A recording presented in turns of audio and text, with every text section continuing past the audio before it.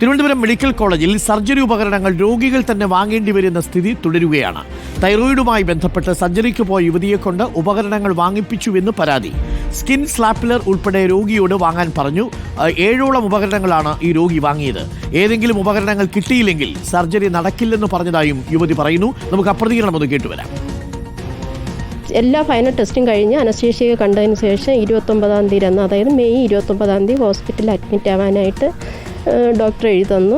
Lady doctor വന്നിട്ട് ഇങ്ങനെ സർജറിയുടെ സാധനങ്ങൾ വാങ്ങണം എന്ന് പറഞ്ഞിട്ട് ഒരു ലിസ്റ്റ് എഴുതി തരുമായിരുന്നു. അപ്പോൾ അത് ഞങ്ങൾ പുറത്തുനിന്നാണ് പോയി വാങ്ങിയത്. അത് ഏകദേശം 5000 രൂപയോളം, ഏകദേശം എല്ലാം 5000 രൂപ തന്നെ ആയിട്ടുണ്ട് അതിന്. അങ്ങനെ വന്നു, എല്ലാ സാധനങ്ങളും ഉണ്ടോ എന്ന് നോക്കി. അത് അവരെഴുതുന്ന എന്തെങ്കിലും ഇല്ലയെന്നുണ്ടെങ്കിൽ നമുക്ക് പിറ്റേ ദിവസം സർജറി നടക്കത്തില്ല എന്ന് പറഞ്ഞു. അപ്പോൾ എല്ലാ സാധനങ്ങളും കൃത്യമായിട്ട് വാങ്ങണം. ഇതൊക്കെ പുറത്തൊരു മെഡിക്കൽ സ്റ്റോർ പോയിട്ടാണ് വാങ്ങിയത്. വിവരങ്ങളുമായി സുനിഷ അയലൂരുണ്ട്. സുനിഷ അയലൂർ, ഡോക്ടർ ഹാരിസ് പറഞ്ഞത് ശരിയാണ് എന്നത് സാക്ഷ്യപ്പെടുത്തുകയാണ്. നിരവധി രോഗികൾ, ഇന്നലെ നമ്മൾ ഒരുപാട് രോഗികളുടെ പ്രതികരണം നമ്മൾ പ്രേക്ഷകരിലേക്ക് എത്തിച്ചിരുന്നു. ഇന്നിപ്പോൾ നമ്മുടെ ഈ യുവതി പറയുന്നത് തൈറോയിഡ് ശസ്ത്രക്രിയയ്ക്ക് പോയി 7ഓളം ശസ്ത്രക്രിയ ഉപകരണങ്ങൾ വാങ്ങിപ്പിച്ചു. പണ്ടൊക്കെ ചില മരുന്നുകളോ അല്ലെങ്കിൽ അങ്ങനെയുള്ള എന്തെങ്കിലും ഈ സിറിഞ്ചുകളോ ഒക്കെയാണ് നമ്മളെ കൊണ്ട് വാങ്ങിപ്പിക്കുക. ഇപ്പോൾ ശസ്ത്രക്രിയയ്ക്കുള്ള ചില ഉപകരണങ്ങൾ വരെ ഇവരെ കൊണ്ട് വാങ്ങിപ്പിച്ചു എന്നാണോ പറയുന്നത്? Sunisha, good morning.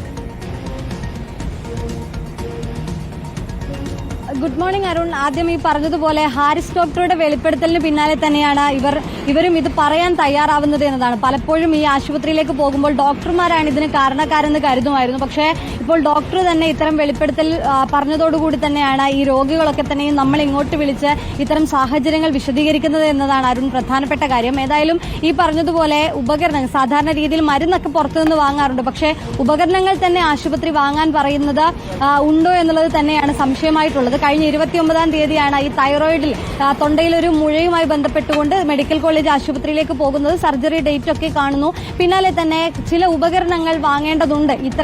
ഇന്ന ഉപകരണങ്ങൾ വാങ്ങണമെന്ന് ആശുപത്രി അധികൃതർ പറയുന്നു. അതിൽ പ്രധാനപ്പെട്ട 7ഓളം ഉപകരണങ്ങളാണ്.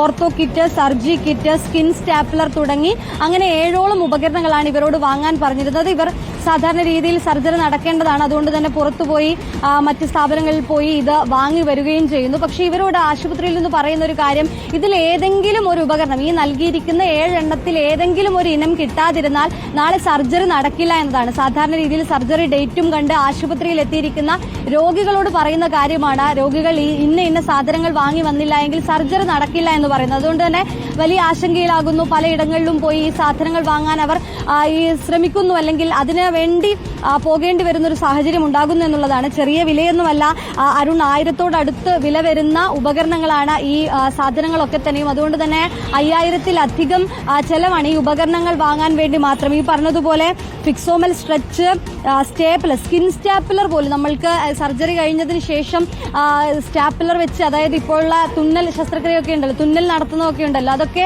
നടത്താനുള്ള ഉപകരണങ്ങൾ കൂടി ഈ രോഗി തന്നെ കൊണ്ടുവരണം എന്ന് പറയുന്ന ഒരു സ്ഥിതിയിലേക്ക് മാറുന്നുണ്ട് എന്നുള്ളതാണ്. അങ്ങനെ പറയുമ്പോൾ ഹാരിസ് ഡോക്ടർ പറഞ്ഞതുപോലെ പല കാര്യങ്ങളും, പല ഉപകരണങ്ങളും ഇല്ലാത്തതിന്റെ പേരിൽ ശസ്ത്രക്രിയ മുടങ്ങുന്നു എന്നുള്ളതാണ്. ഈ നമ്മളോട് സംസാരിച്ച യുവതി പറഞ്ഞതുപോലെയാണെങ്കിൽ ഏതെങ്കിലും ഒരു ഉപകരണം അവർക്ക് കൊടുക്കാൻ കഴിഞ്ഞില്ല എങ്കിൽ അവരുടെ ചികിത്സ തന്നെ, അവരുടെ സർജറി തന്നെ മുടങ്ങുന്ന ഒരു സ്ഥിതി ഉണ്ടാകും. അത് ഇപ്പോഴും തുടരുന്നുണ്ട് എന്നുള്ളതാണ്. അവരപ്പോഴും പറയുന്നത് ഡോക്ടറെ കുറ്റപ്പെടുത്തുകയല്ല, ഡോക്ടർക്ക് സാധാരണ രീതിയിൽ ഇത് കിട്ടിയാൽ മാത്രമാണ് ചെയ്യാൻ കഴിയുന്നത്. പക്ഷേ ആശുപത്രിയിൽ നിന്നും ഈ നേരത്തെ ഈ ഹാരിസ് ഡോക്ടർ പറഞ്ഞതുപോലെ ബ്യൂറോക്രസിയുടെ ചില പ്രശ്നങ്ങൾ ഉണ്ട് എന്നുള്ളതാണ്. അത്തരത്തിൽ ഈ സംഭവങ്ങൾ ഇപ്പോഴും ഒരു തുടർക്കഥയാകുന്നുണ്ട്. ഇതൊരു സ്ഥിരം കാഴ്ചയായി ചിലയിടങ്ങളിലെങ്കിലും ഉണ്ടാകുന്നുണ്ട് എന്നുള്ളതാണ് നമുക്ക് ഇതിലൂടെ മനസ്സിലാക്കാൻ കഴിയുന്നത്. Thank you. സുനിഷ അയലൂരാണ് വിവരങ്ങൾ നൽകിയത്.